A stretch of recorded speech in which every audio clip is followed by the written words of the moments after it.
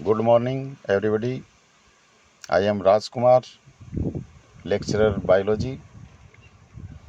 आज मैं आपसे जो पौधों में स्ट्रक्चर होती हैं एक बीजांड के बारे में बात करूंगा, जो समझने में हार्ड भी लगती है बच्चों को। तो मैं शुरू करता हूं। इससे पहले अगर आपने मेरे चैनल को सब्सक्राइब नहीं किया तो सब्सक्राइब कर दें और लाइक करें वीडियो को। तो चलो शुरू करते हैं। बीजांड की संरचना, ये 12th क्लास, जो बायोलॉजी की 12th क्लास है उसमें सेकंड नंबर का चैप्टर है।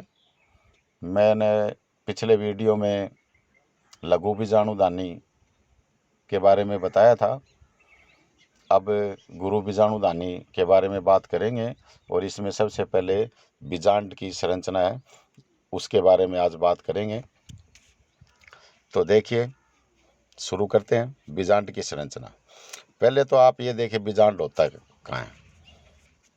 मैं एक स्ट्रक्चर बना रहा हूँ थोड़ा, आपने देखा होगा पुष्प जो होता है, पुष्प की संरचना का वीडियो देख लेना मेरा एक बार, यूट्यूब पे डाला हुआ है।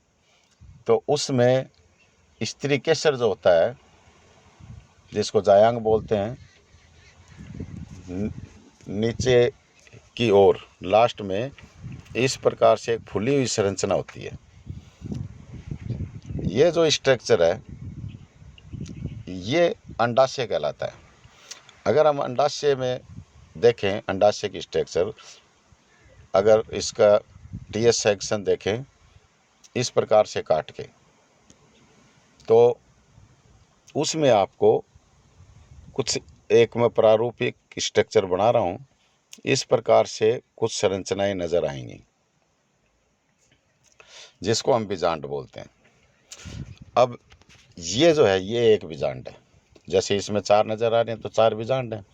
अब ये बीजांड जैसे यहाँ से इस स्ट्रक्चर के द्वारा जुड़े हुए हैं, जैसे ये दिख रही है, ये तो कहलाता है बीजांड वृंत। और ये जो अंडाशय की मूल बॉडी है इससे जुड़ता है, ये यहाँ पे होता है इसका प्लेसेंटा। बीजांड वृंत जहाँ इससे जुड़ता है, गुब्बार नुमा संरचना होती है जिसको प्लेसेंटा बोलते हैं।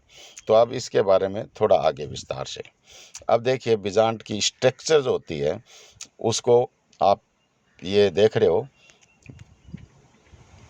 ये जो पोर्शन है, ये जो बीजांड वृंत बताया था मैंने, ये बीजांड वृंत है। बीजांड वृंत,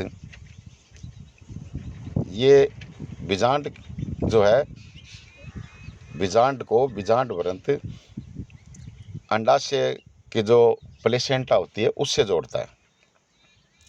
अब ये जहाँ बीजांड वृंत जहाँ पे बीजांड के साथ जुड़ता है, ये पूरी बॉडी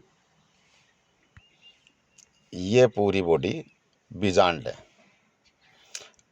अब देखिए ये यहाँ पे जुड़ रहा है, तो जहाँ जुड़ता है बीजांड वृंत बीजांड के साथ उसको हाइलम बोलते हैं, ये हाइलम। और कभी कभी ये उभार रहता है इसमें, जैसे ये बाहर की ओर, इसको रेफी बोलते हैं। अब देखिए इस मूल स्ट्रक्चर को देखिए आप, ये वाली है जो ये, इसको देखिए,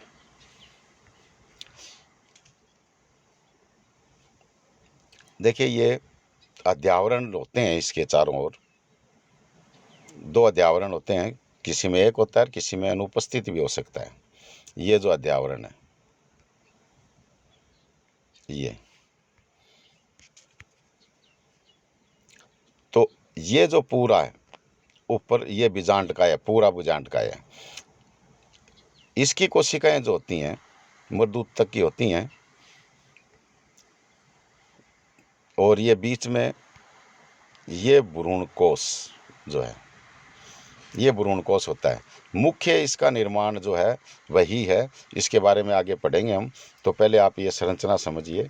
देखिए बीजांड या गुरु बीजाणुधानी की संरचना, यानी कि गुरु बीजाणुधानी भी बीजांड को ही बोलते हैं स्ट्रक्चर ऑफ ओवल या स्ट्रक्चर ऑफ मेगास्पोरेंजियम।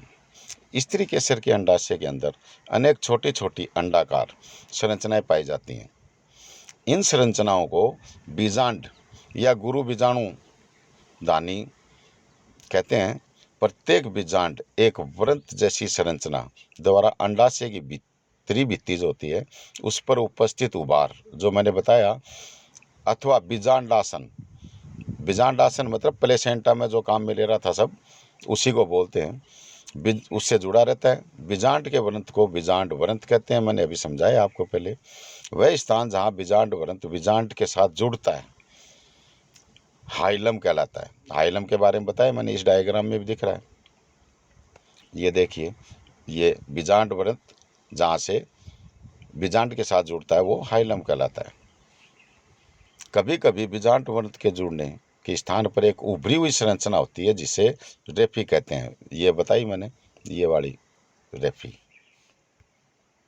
एक प्रारूपिक परिपक्व बीजांड लगभग गोल संरचना होती है। ये देख रहे हो आप, लगभग गोल है। इसका मुख्य शरीर सजीव मर्दुत्व के कोशिकाओं से बना होता है जिसे बीजांडकाय कहते हैं। ये पूरी बॉडी बीजांडकाय कहलाती है। प्राय बीजांडकाय एक या दो आवरण द्वारा घिरा होता है। जो अध्यावरण होते हैं एक हो सकता है, दो हो सकते हैं, नहीं भी हो सकते, तो इनको अध्यावरण बोलते हैं।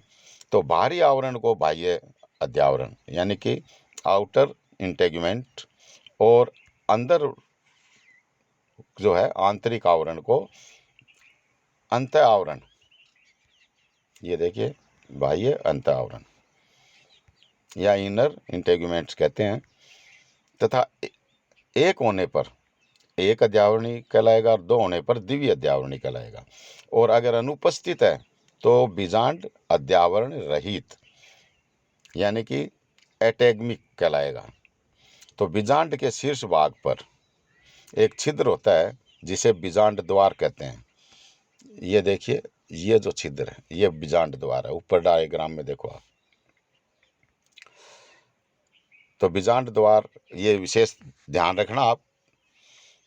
ये आगे बहुत आगे की जो समझोगे आगे की संरचनाएं उसमें ज़रूरी है। बीजांड द्वार दिमाग में रहेगा तो सारी स्ट्रक्चर समझ में आ जाएगी।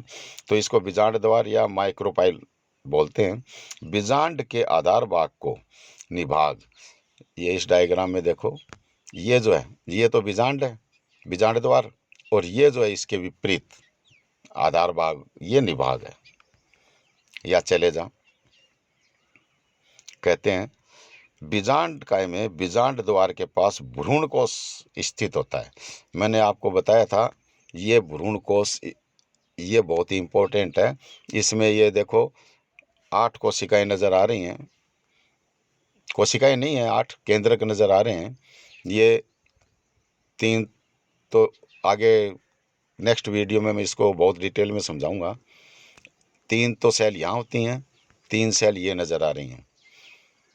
तो ये बीचों बीच अंड कोशिका होती है, इसके दोनों ओर सहायक कोशिकाएं होती हैं 2। ये एंटीपोलर सेल्स होती हैं, ये वाली 3 होती हैं ये।